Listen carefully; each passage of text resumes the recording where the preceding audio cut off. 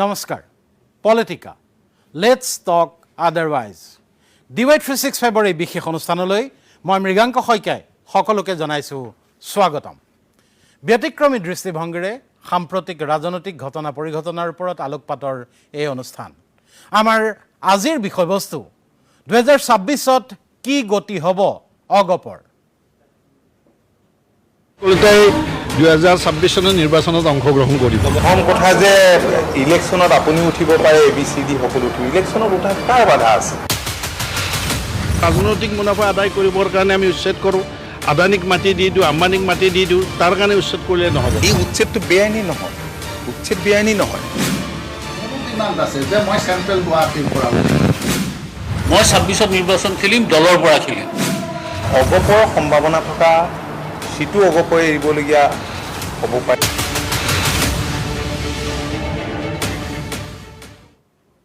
এই অনুষ্ঠানত আপোনাৰ মতামত জনাব পাৰে এক্স হেণ্ডেলত DM কৰক x.com/মৃগাংক_k_শইকীয়া অথবা ইমেইল কৰক dypolitica@gmail.com।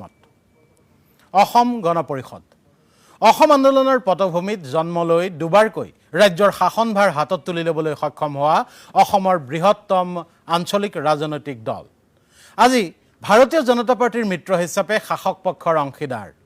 এই অসম গণ পৰিষদ এতিয়া ভিতৰে বাহিৰে সংঘাতৰ মাজত চলি আছে। গণ পৰিষদৰ মাজত সংঘাত চলিছে। এই সংঘাত কেৱল দলৰ মজিয়াতে সীমাবদ্ধ হৈ থকা নাই। দলটোৰ আভ্যন্তৰীণ সংঘাতৰ শেহতীয়া বহিঃপ্ৰকাশ ঘটিছে 20 জুলাইত ছয়গাঁৱত। কামৰূপ জিলাৰ অগপৰ অভিৱৰ্তনত ঘটিল অপ্ৰীতিকৰ এক ঘটনা। দলটোৰ এজন সম্পাদক অৰ্ণৱ ভৰালীয়ে ভাষণ দি থকাৰ মাজতে শোচালৈ আহিল একাংশ তৃণমূল কৰ্মীয়ে। অগপৰ তৃণমূলৰ ক্ষোভক লৈ আলোচনা চলি থকাৰ মাজতে অগপ সভাপতি অতুল বৰা আৰু কাৰ্যকৰী সভাপতি কেশৱ মহন্তৰ জয়গান গাবলৈ চেষ্টা চলাওঁতে তেওঁক ঠেলি হেঁচি সভাকক্ষৰ পৰা উলিয়াই দিয়া হ'ল। আনকি এটা কোঠাৰ ভিতৰত আবদ্ধ কৰি ৰখা অৰ্ণৱ ভৰালীক আৰক্ষীয়ে সেই স্থানৰ পৰা উদ্ধাৰ কৰিবলগীয়া হ'ল। কামৰূপ জিলা অগপৰ তৃণমূলৰ কৰ্মীৰ ক্ষোভৰ এনে বহিঃপ্ৰকাশৰ মূলতে মিত্ৰজোঁটৰ বিগ ব্ৰাদাৰ বিজেপিৰ বিধায়ক তথা দলৰ অগপৰ প্ৰতি বৈষম্য আৰু অপমানজনক আচৰণ আৰু তাৰ বিপৰীতে অগপ নেতৃত্বৰ উদাসীনতা আৰু এছাম নেতাৰ তোষামোদকাৰী স্বভাৱ।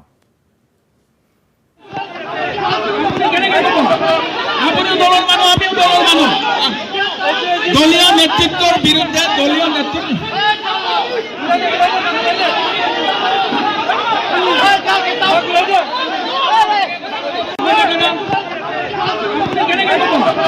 আপুনি দলৰ মানুহ, আমিও দলৰ মানুহ। দলীয় নেতৃত্বৰ বিৰুদ্ধে কিন্তু দলীয় সভাতে অপদস্থ হোৱা অৰ্ণৱ ভৰালীৰ মতে তৃণমূলৰ কৰ্মী নহয়, অগপ নামধাৰী একাংশ ভুৱা অগপই সংঘটিত কৰিলে এই ঘটনাটো। কামৰূপত অগপৰ নামধাৰী হেনো দুগৰাকী নেতা আছে, যাৰ সৈতে কংগ্ৰেছৰ মিত্ৰতা ইতিমধ্যে হৈ গৈছে। এই অভিৱৰ্তনত এক অপ্ৰীতিকৰ যি পৰিৱেশ বা সেই সৃষ্টি কৰিলে, সেই সৃষ্টি কৰাৰ আঁৰত একাংশ অসম গণ পৰিষদ দলৰ নামধাৰী ভুৱা অগপ সেইসকলে এই পৰিৱেশটো সূচনা কৰিলে। ইতিমধ্যে কামৰূপ জিলা অন্তৰ্গত দুগৰাকী জ্যেষ্ঠ নেতাই কংগ্ৰেছৰ লগত মিত্ৰতা কৰিছে, সেইটো আপোনালোকে 2-4 দিনত গম পাব। গতিকে এইটো এটা প্ৰাৰম্ভিক তেওঁলোকৰ কুচকাৱাজ। অৰ্ণৱ ভৰালীৰ মতে এই ঘটনাৰ আঁৰত অগপৰ দুজন জ্যেষ্ঠ নেতা, কামৰূপ জিলাৰে দুজন জ্যেষ্ঠ নেতাৰ হাত আছে। তেওঁলোকৰ ক্ষমতা লিপচাই এই যি ছয়গাঁৱৰ ঘটনা তাৰ মূল কাৰণ। সেই দুজন অগপ নেতাক উদ্দেশ্যি অৰ্ণৱ ভৰালীৰ মন্তব্য, কামৰূপ অগপৰ 2 জ্যেষ্ঠ নেতা ডক্টৰ কমলা কলিতা আৰু সত্যব্ৰত কলিতাও আছিল সেই অভিৱৰ্তনত। অৰ্ণৱ ভৰালীৰ মতে ছয়গাঁৱৰ এই ঘটনা একাংশ জ্যেষ্ঠ অগপ নেতাৰ মন্ত্ৰী বিধায়ক হোৱা সপোনৰ পৰিণতি। একাংশ ছদ্মবেশীয়ে কি কৰিছে, নিজৰ যি ক্ষমতা লিপচু বা তেওঁলোকৰ যিটো মন্ত্ৰী বিধায়ক হোৱাৰ সপোন, সেই সপোনৰ ক্ষেত্ৰত তেওঁক সপোনৰ পিছে দৌৰি এনেকুৱা এনেকুৱা কাৰ্য কৰা একো সম্ভৱ নহয় আৰু তেনেকুৱা কাৰ্যক আমি কেতিয়াও প্ৰশ্ৰয় দিয়া নাই, অনাগত দিনত আমি নিদিওঁ। বিপৰীতে অগপৰ সাধাৰণ সম্পাদক প্ৰাক্তন বিধায়ক সত্যব্ৰত কলিতাৰ মতে অগপৰ তৃণমূলত ক্ষোভৰ উদ্গীৰণ ঘটিছে। শাসকীয় মিত্ৰজোঁটত থকাৰ পিছতো তৃণমূল পৰ্যায়ত প্ৰাপ্য সন্মান সুযোগ নাপায় অগপ কৰ্মীয়ে। মিত্ৰতাত অপমানিত হৈ কামৰূপ জিলা সমিতিয়ে সময়সীমা বান্ধি দিছে অগপ নেতৃত্বক। কামৰূপৰ 6টা সমষ্টিত প্ৰাৰ্থী দিব পাৰিবনে নাই সেয়া অগপ নেতৃত্বই কম সময়ৰ ভিতৰতে নজনালে 6টা সমষ্টিতে সুকীয়া ব্যৱস্থা গ্ৰহণ কৰিব বুলিও ঘোষণা সত্যব্ৰত কলিতাৰ। আজি বহুদিন ধৰি তৃণমূল পৰ্যায়ত যথেষ্ট ক্ষোভ আছে। আমি কামৰূপ জিলা গণ পৰিষদ দলৰ বিভিন্ন সভা সমিতিত আমি দেখা পাওঁ যে আঞ্চলিক পৰ্যায়ৰ বা সমষ্টি কমিটিৰ নেতাসকলে যথেষ্ট পৰিমাণে ক্ষোভ প্ৰকাশ কৰে। যিভাৱে দলটো মিত্ৰতাত থকাৰ পিছতো যিধৰণে আমাৰ দলৰ কৰ্মীসকলে সন্মান পাব লাগিছিলে বা সুবিধা পাব লাগিছিল তাৰ পৰা সদায় বঞ্চিত হৈ আছে। আমি দলৰ কেন্দ্ৰীয় নেতৃবৰ্গত এই ক্ষোভৰ কথাখিনি জনাম। আজিৰ সভাৰ যিখিনি প্ৰস্তাৱ হ'ব এই প্ৰস্তাৱখিনি দাঙি ধৰিম আৰু এটা নিৰ্দিষ্ট সময় দিম। এই সময়ৰ ভিতৰত আমাক তেওঁলোকে মুকলিকৈ ক'ব লাগিব যে এই 6টা সমষ্টিত পৰৱৰ্তী নিৰ্বাচনত আমাৰ প্ৰাৰ্থী প্ৰতিদ্বন্দ্বিতা কৰিব পাৰিব নে নোৱাৰে, আৰু যদি নোৱাৰে তেতিয়াহ'লে আমি দলে কামৰূপ জিলাৰ 6টা সমষ্টিৰ কাৰণে আমি সুকীয়াকৈ আমাৰ এটা ৰাজনৈতিক দিশ বা আমি ৰাজনৈতিকভাৱে আমি আগবাঢ়িবৰ কাৰণে বাধ্য হ'ম। সত্যব্ৰত কলিতাৰ ভাষ্যত বিদ্ৰোহৰ সুৰ স্পষ্ট। 6গাঁৱৰ ঘটনাৰ দিনাই উচ্ছেদক লৈ কলিতাৰ ভাষ্য আৰু একে প্ৰসংগত কলিতাৰ পিছত অগপ সভাপতি অতুল বৰাৰ ভাষ্য আৰু স্থিতিৰ মাজত আকাশ পাতাল পাৰ্থক্য। সত্যব্ৰত কলিতাই ঘোৰ বিৰোধীৰ দৰে উচ্ছেদৰ বিৰোধিতা কৰাৰ বিপৰীতে চৰকাৰৰ এই উচ্ছেদক সমৰ্থন অতুল বৰাৰ। উচ্ছেদ কৰাৰ আমাৰ আপত্তি নাছিল, কিন্তু উচ্ছেদ কৰি তাৰ পৰিৱৰ্তে আমাৰ জনজাতীয়সকলক ধ্বংস কৰি জনজাতীয়ৰ ভাষা সংস্কৃতি বিলুপ্ত কৰি যদি আপোনালোকে জলবিদ্যুৎ প্ৰকল্প স্থাপন কৰিব নগ'লে, ছেটেলাইট চিটিৰ নামত যেতিয়া সাধাৰণ মানুহক উচ্ছেদ কৰিব লগা নহ'লহেঁতেন, আজি কোকৰাঝাৰ বিলেচিপাৰাত আপোনালোকে শ বিঘা মাটি প্ৰায় 4,000 বিঘা মাটি আদানীক দিবলৈ আপোনালোকে চেষ্টা চলাইছে। এতিয়া যদি সঁচা অৰ্থত তেওঁলোকে খণ্ডযুক্ত বিদেশী সংলযুক্ত বাংলাদেশী, তেওঁলোকক আকৌ মুখ্যমন্ত্ৰীয়ে কৈছে যে তেওঁলোকক পুনৰ সংস্থাপন কৰা হ'ব। পুনৰ সংস্থাপন কাক কৰা হয়? যদি তেওঁ ভাৰতীয় নাগৰিক হয়, তাৰমানে মুখ্যমন্ত্ৰী ডাঙৰীয়াই স্বীকাৰ কৰিছে সেইখিনি ভাৰতীয় নাগৰিক। ৰাজনৈতিক মুনাফা আদায় কৰিবৰ কাৰণে আমি উচ্ছেদ কৰোঁ, আদানীক মাটি দি দিওঁ, আম্বানীক মাটি দি দিওঁ, তাৰ কাৰণে উচ্ছেদ কৰিলে নহ'ব। উচ্ছেদ কৰিলে সেই মানুহখিনি ক'লৈ গ'ল? আৰু মুখ্যমন্ত্ৰী ডাঙৰীয়াই নিজেই স্বীকাৰ কৰাৰ কথাত আমি গভীৰ দুখ পাইছোঁ যে উচ্ছেদ কৰিছোঁ কিন্তু তেওঁলোকক মাটি দিয়া হ'ব। তাৰমানে মুখ্যমন্ত্ৰীয়ে কৈছে তেওঁলোক ভাৰতীয় নাগৰিককে মাটি দিব পাৰে।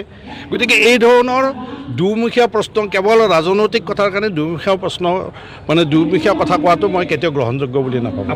এই উচ্ছেদটো বেআইনী নহয়, উচ্ছেদ বেআইনী নহয়। যিসকলে বন দখল কৰিছিলে সেইসকল বেদখলকাৰী, যিসকলে সত্ৰৰ মাটি দখল কৰিছে সেইসকল বেদখলকাৰী, আৰু সেইসকলৰ মাজত বহুত সন্দেহযুক্ত বিদেশীও থকা বুলি জনসাধাৰণে সন্দেহ প্ৰকাশ কৰে। গতিকে এই মাটিবিলাক যদি সুৰক্ষিত নহয়, অসমীয়াৰ খিলঞ্জীয়াৰ স্বাৰ্থ সুৰক্ষিত নহ'ব। গতিকে সেই ক্ষেত্ৰত আমাৰ সমৰ্থন আছে। উচ্ছেদৰ বিষয়ে সম্পূৰ্ণ বিৰোধীৰ দৰে সত্যব্ৰত কলিতাই কৈছে, আৰু তাৰ বিপৰীতে কিন্তু উচ্ছেদক সমৰ্থন জনাইছে অগপ সভাপতি অতুল বৰাই। আকাশ পাতাল পাৰ্থক্য। অগপৰ সভাপতি এজন আৰু এজন অগপৰ সাধাৰণ সম্পাদক। তাতেই ক্ষান্ত নাথাকি সত্যব্ৰত কলিতাই নতুন এক মিত্ৰজোঁটৰ কথা ক'লে। এই মিত্ৰজোঁটক তেওঁ নাম দিছে একত্ৰিত আঞ্চলিকতাবাদৰ মিত্ৰজোঁট। সত্যব্ৰত কলিতাৰ মতে তেওঁ যিটো একত্ৰিত আঞ্চলিকতাবাদৰ পোষকতা কৰে, সেই আঞ্চলিকতাবাদী মিত্ৰজোঁটত থাকিব অসম গণ পৰিষদ, মিত্ৰ হ'ব অখিল গগৈৰ ৰাইজৰ দল আৰু লুৰিণজ্যোতি গগৈৰ অসম জাতীয় পৰিষদ। অসমত আঞ্চলিকতাবাদ থাকিব লাগিব। মই ক'ত থাকোঁ ডাঙৰ প্ৰশ্ন নহয়, অসমত আঞ্চলিকতাবাদ থাকিব লাগিব। আৰু আঞ্চলিকতাবাদটো মই সদায় বিশ্বাস কৰোঁ যে একত্ৰিত আঞ্চলিকতাবাদ, বিভাজনমুখী আঞ্চলিকতাবাদে অসম ৰক্ষা কৰিব নোৱাৰিব। মই লুৰিণজ্যোতি গগৈৰ নেতৃত্ব জাতীয় পৰিষদ, অখিল গগৈৰ নেতৃত্বত থকা ৰাইজৰ দল বা বিভিন্ন জনগোষ্ঠীয় সকলো ৰাজনৈতিক দলতাকো আমি সকলোৱে অলপ খং ক্ষোভ পৰিঘাত কৰি আমি একত্ৰিত হোৱাৰ প্ৰয়াস কৰিব লাগে। একত্ৰিত হৈ এখন মঞ্চৰ পৰা আমি যুঁজাৰ মানে পৰিকল্পনা কৰিব লাগে, তেতিয়াহে অসমত আঞ্চলিকতাবাদ অধিক শক্তিশালী হ'ব। সত্যব্ৰত কলিতাৰ এই একত্ৰিত আঞ্চলিকতাবাদৰ সমীকৰণ পোনছাটেই অগ্ৰাহ্য কৰি দলটোৰ সভাপতি অতুল বৰাই আকৌ এবাৰ স্পষ্ট কৰি দিলে অসম গণ পৰিষদ বিজেপিৰ পুৰণি মিত্ৰ। এই মিত্ৰতা ভালদৰেই চলি আছে। মুখ্যমন্ত্ৰী আৰু প্ৰধানমন্ত্ৰীৰ প্ৰতি কৃতজ্ঞতাৰে প্ৰশংসা কৰিলে অতুল বৰাই। অসম গণ পৰিষদ দল ভাৰতীয় জনতা পাৰ্টীৰ পুৰণা মিত্ৰ। আমি যেতিয়া দলৰ দায়িত্বত নাছিলোঁ, মই বা কেশৱ মহন্ত ডাঙৰীয়া, তেতিয়াৰ পৰা ভাৰতীয় জনতা পাৰ্টীৰ লগত মিত্ৰতা আছে। চেগা চুৰুকাকৈ অলপ ব্ৰেক হৈছে, নোহোৱা নহয়। তথাপি 2016 চনৰ পৰা এতিয়ালৈকে ধাৰাবাহিকভাৱে আছে। মাজতে অলপ ব্ৰেক হৈছিল। তো খুব ভালদৰে চলি আছে। ৰাজ্যখনৰ মাননীয় মুখ্যমন্ত্ৰী ডক্টৰ হিমন্ত বিশ্ব শৰ্মা ডাঙৰীয়াই দুয়োটা মিত্ৰ দলক লগত লৈ ৰাজ্যখনৰ সৰ্বাংগীন বিকাশৰ কাৰণে কাম কৰি গৈছে। আমি সকলোৱে জানো যে মাননীয় প্ৰধানমন্ত্ৰীগৰাকীয়ে অসম তথা উত্তৰ পূৰ্বাঞ্চলক যথেষ্ট গুৰুত্ব দিছে। কংগ্ৰেছৰ যি দৃষ্টিভংগী আছিল, সেই দৃষ্টিভংগী আৰু এতিয়া নাই। অতুল বৰাই বুজাব খুজিছে অসম গণ পৰিষদৰ সৈতে বিজেপিৰ মিত্ৰতাত কোনো সমস্যাই নাই। আচলতে দীৰ্ঘদিনে দিছপুৰত মন্ত্ৰিত্বৰ সোৱাদ লৈ থকা অগপৰ সভাপতি আৰু কাৰ্যবাহী কাৰ্যকৰী সভাপতিয়ে উপলব্ধি কৰিব পৰা নাই দলটোৰ তৃণমূলৰ বাবে মূল সমস্যাটোৱেই হৈছে বিজেপিৰ সৈতে মিত্ৰতা। মিত্ৰ হিচাপে অসম গণ পৰিষদৰ কৰ্মীক বঞ্চনা আৰু অপমানৰ এই অভিযোগ নতুনো নহয়। ঢকুৱাখানা, মাজুলীত বহু পূৰ্বেই ক্ষোভৰ বহিঃপ্ৰকাশ ঘটিছিল। মাজুলীত বিজেপিৰে মিত্ৰতা ছেদৰ ৰাজহুৱা ঘোষণা কৰিছিল জিলা অগপৰ নেতৃত্বই। মাজুলীৰ বিজেপিৰ বিধায়ক ভুৱন গামক ব্যৰ্থ আখ্যা দি মাজুলী জিলা অগপই স্পষ্ট কৰি দিছিল তৃণমূল পৰ্যায়ত অগপ কৰ্মীক কেনে ব্যৱহাৰ কৰে বিজেপিৰ নেতাকৰ্মী। আজিলৈকে আমাৰ অসম গণ পৰিষদক বুকুত সোমাই ল'বলৈ তেখেতে বিচৰা নাই। তেখেতে আমাক সদায় মাহিৰাই চকুৱে চাইছে। সেইকাৰণে আমি আজি সভাই সিদ্ধান্ত গ্ৰহণ কৰিছোঁ যে আগন্তুক নিৰ্বাচনত আমাৰ অসম গণ পৰিষদে নিজৰববীয়াকৈ প্ৰাৰ্থী প্ৰক্ষেপ কৰিম আৰু আমি সেই প্ৰাৰ্থীৰ হাতীৰ প্ৰতীকত আমি খেলিম বুলি আশা কৰিছোঁ। মাজুলী জিলা গণ পৰিষদে যিটো বিদ্ৰোহ কৰিছে, এই বিদ্ৰোহৰ উকমুকনি গোটেই অসমতে আছে। এইটো অসমজুৰি এটা মানে প্ৰতিক্ৰিয়া সৃষ্টি হ'ব। যেতিয়া মিত্ৰজোঁট বুলি ক'লে গণশক্তিয়ে হ'ল, গণ পৰিষদে হওক, তেওঁলোকৰ এই 3টা ইলেকশ্যনত দেখা পালোঁ কোনো কেণ্ডিডেট দিয়া নাই। গতিকে তেওঁলোকক আঁতৰাই থৈ দিয়া হৈছে। সৰ্বানন্দ সোণোৱাল আহিল, তাৰপিছত এতিয়া 3টা ইলেকশ্যন হৈ গ'ল, 3টা ইলেকশ্যনক দিয়া নাই। কিন্তু সেইটো ভুল হৈছে কথাটো। অতুল বৰাই নিজেই মাজুলীলৈ গৈ দলীয় কৰ্মীৰ এই ক্ষোভৰ উমান লৈছিল। তাৰ পিছতে ঘটিল মিৰ্জাৰ ঘটনাটো। আন ঠাইতো এনে বহু ঘটনা ঘটি আছে। অগপ বিজেপিৰ মাজৰ সংঘাতে মাৰপিটৰ ৰূপ লৈছে। স্ক্ৰীণত আপোনালোকে এই মুহূৰ্তত দেখি আছে 23 জুলাইত গোলকগঞ্জৰ সমজিলা কাৰ্যালয়ত মাৰপিটেই লাগিছিল বিজেপি আৰু অগপৰ মাজত। অগপ নেতা অশোক প্ৰধানিক আক্ৰমণৰ অভিযোগ প্ৰাক্তন বিজেপি বিধায়ক অশ্বিনী ৰায় চৰকাৰৰ বিৰুদ্ধে। আৰক্ষীয়ে উদ্ধাৰ কৰিবলগীয়া হৈছিল প্ৰধানিক।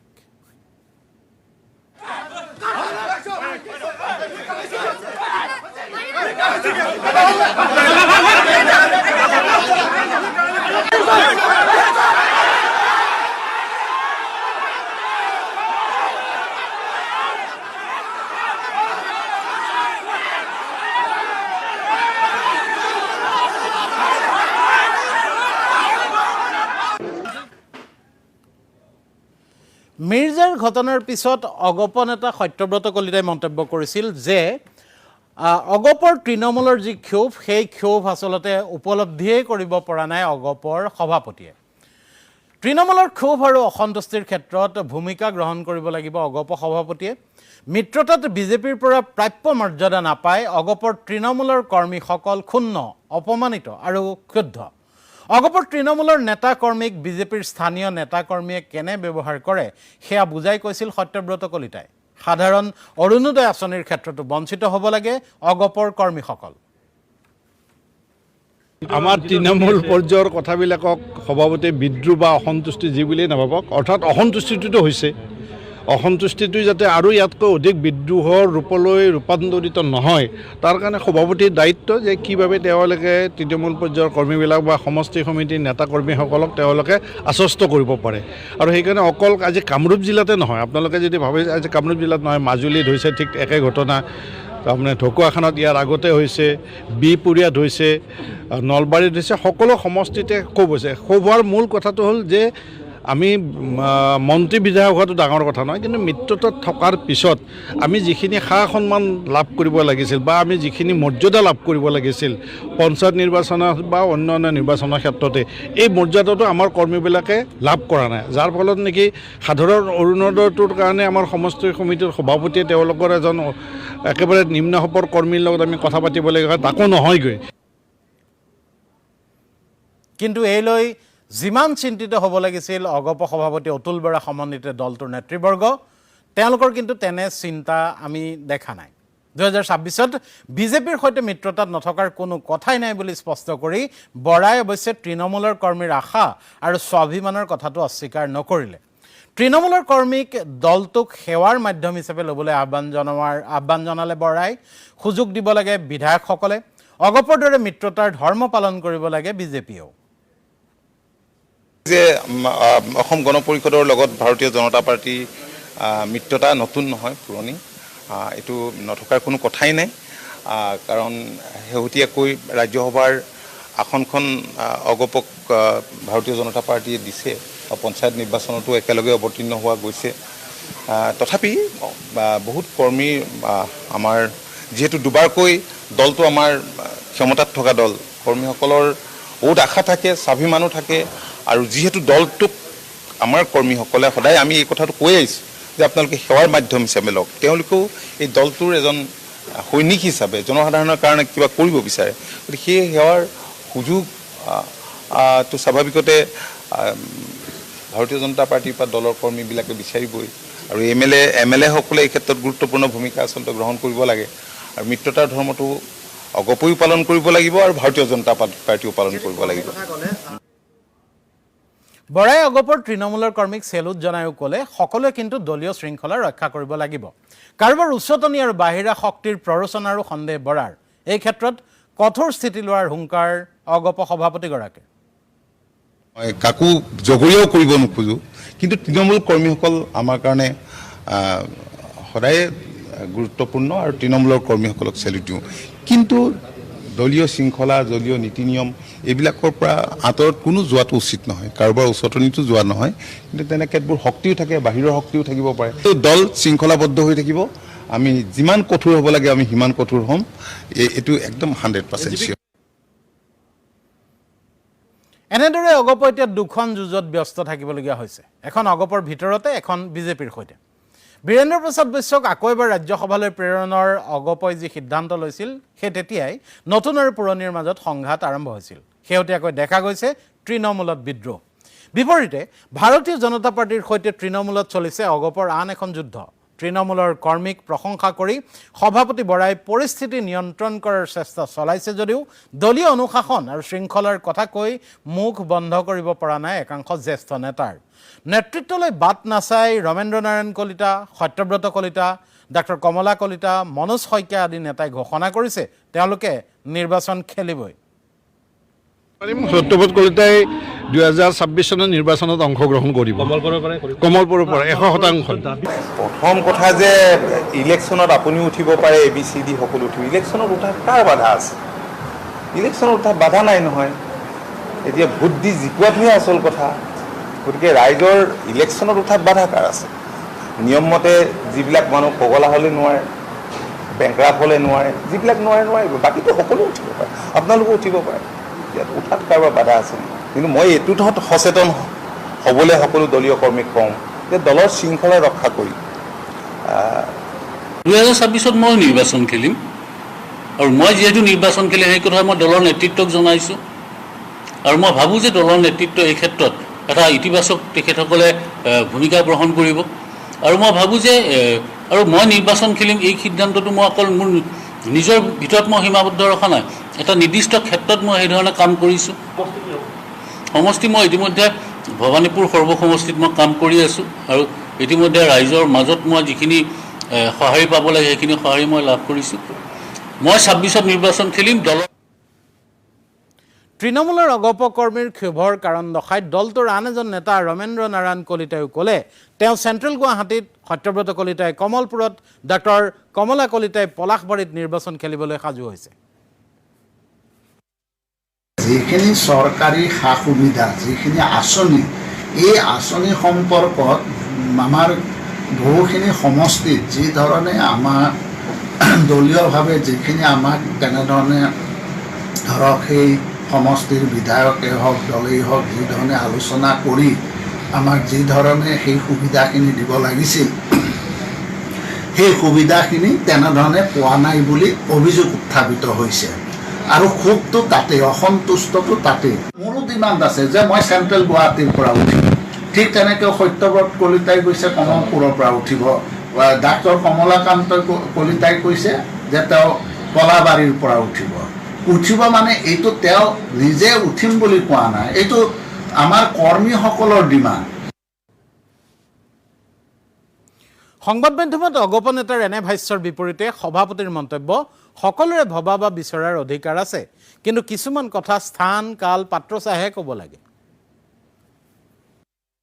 দলীয় অনুশাসনৰ ক্ষেত্ৰত আমি কেতিয়াও আগতে আপোচ কৰা নাই, গতিকে সেইখিনি চোৱা যাব, কিন্তু কোনোবাই ভবাৰ বা বিচৰাৰ অধিকাৰটো আকৌ আমি নাই বুলি নকওঁ, কিন্তু কিছুমান কথা যথাস্থানত এতিয়া আজি ধৰক প্ৰাৰ্থিত্বৰ কথা মই আপোনালোকৰ আগত কিবা কৈ লাভ আছে নেকি যে মই নাড্ডা ডাঙৰীয়াৰ লগত এই চিটৰ কথা পাতিছোঁ, এইবিলাক কথাটো তেনেকুৱা কথাটো নহয়। যিটো স্থানত যি কথা ক'ব লাগে তেনে কথাই কোৱা উচিত বুলি মই ভাবোঁ। চাম এইখিনি কি হৈছে।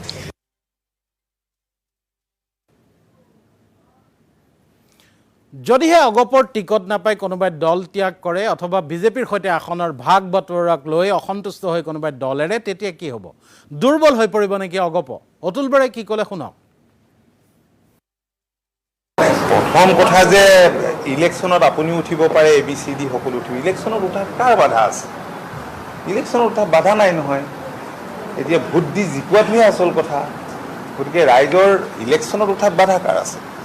নিয়মমতে যিবিলাক মানুহ পগলা হ'লে নোৱাৰে, বেংকৰাপ হ'লে নোৱাৰে, যিবিলাক নোৱাৰিব, বাকীটো সকলো উঠিব পাৰে, আপোনালোকেও উঠিব পাৰে। ইয়াত উঠাত কাৰোবাৰ বাধা আছে নেকি? কিন্তু মই এইটোত সচেতন হ'বলৈ সকলো দলীয় কৰ্মীক কওঁ যে দলৰ শৃংখলা ৰক্ষা কৰি কাম কাজবোৰ কৰিব লাগে দলৰ কৰ্মীসকলে, আৰু নকৰিলে দলীয় শৃংখলা ভংগ কৰিলে দলৰ যি নীতি নিয়ম আছে সেই নীতি নিয়ম মতে দলে আগবাঢ়িব। এয়াই কথা, বেলেগ কথা নাই। এইটোত অগপৰ অভ্যন্তৰত এনেধৰণৰ টনা আজোৰা হাই কাজিয়াৰ মাজত অতুল বৰাই কিন্তু বাৰে বাৰে কৈছে যে মিত্ৰতাত থাকিলে কিছু এৰা ধৰা কৰিবই লাগিব, কিন্তু এৰিব বেছিকৈ কোনে? অতুল বৰাৰ মতে এৰিব লাগিব বিজেপিয়েও, এৰিব লাগিব অসম গণ পৰিষদেও। মিত্ৰতা যেতিয়া হয় তেতিয়া স্বাভাৱিকতে তেনেকুৱা হ'ব পাৰে। তে অগপৰ সম্ভাৱনা থকা সিটো অগপই এৰিবলগীয়া হ'ব পাৰে, বিজেপিৰ সম্ভাৱনা থকা বা বিজেপিৰ চিটিং চিটো এৰিবলগীয়া হ'ব পাৰে। আৰু যদি কমলপুৰলৈকে যদি চায়, সেই কমলপুৰৰ চিটটো বিজেপিৰ আছিল। তাৰপিছত আমি 16 চনৰ মিত্ৰতাত আমি প্ৰাৰ্থী দিবলৈ সেইটো সুযোগ লাভ কৰিলোঁ। তেনেকুৱা বহুত কেইটা উদাহৰণ আছে। গতিকে আমিও আমাৰ থকা বহুত কেইটা সমষ্টি আমি এৰিবলগীয়া হৈছে। তো ৰাজনৈতিক দলে ডেফিনেটলি এই কথাটোৱে লক্ষ্য ৰাখিব যে যিটো সমষ্টি যি ল'ব, জিকাৰ সম্ভাৱনা কিমান, জিকাৰ পচিবিলিটি থকা ওপৰতেই আচলতে দলে প্ৰাৰ্থিত্ব দিয়াৰ কথাটো বিবেচনা কৰে। তাতো অলপ ডেফিনেটলি অগপই ভাবিব, যদি অগপ বিজেপিৰ কথাই চায় যে আমি কেনেকৈ বেছিকৈ আনো, কিন্তু ভবাত কি ভুল আছে? আৰু বিজেপিয়ে ভাবিব তো আমি বিগ ব্ৰাদাৰ হৈ আছোঁ, আমি কিমান কমকৈ দিওঁ। গতিকে এনেধৰণে ভবাত কি ভুল আছে? ভবাত কাৰো ভুল নাই। অৰ্থাৎ এৰা ধৰাৰ মাজেৰে মিত্ৰতা চলি থাকিব, এই কথা বাৰে বাৰে স্পষ্ট কৰি দিছে অগপৰ সভাপতি অতুল বৰাই। কিন্তু এই এৰা ধৰাৰ মাজেৰে গৈ অগপই কি কৰিব পাৰিব 2026-ত? কিয়নো আপোনালোকে সকলোৰে নিশ্চয় মনত আছে, যেতিয়া 2016 চনৰ নিৰ্বাচন হৈছিল, অসম গণ পৰিষদে সেইবাৰ 2016 চনত 14খন আসনত জয়লাভ কৰিছিল। তাৰপিছত আহিল 2016 চন। 2016 চনত কিন্তু অগপ সীমাবদ্ধ হৈ পৰিল ছিংগল ডিজিটত, অৰ্থাৎ অগপই মাত্ৰ 9খন আসন লাভ কৰিছিল। 14ৰ পৰা 9লৈ কমিল, মাজত 5 বছৰৰ ব্যৱধান। এইবাৰ 2026ত আৰু কমিব নেকি, নে অগপৰ শক্তি বৃদ্ধি পাব?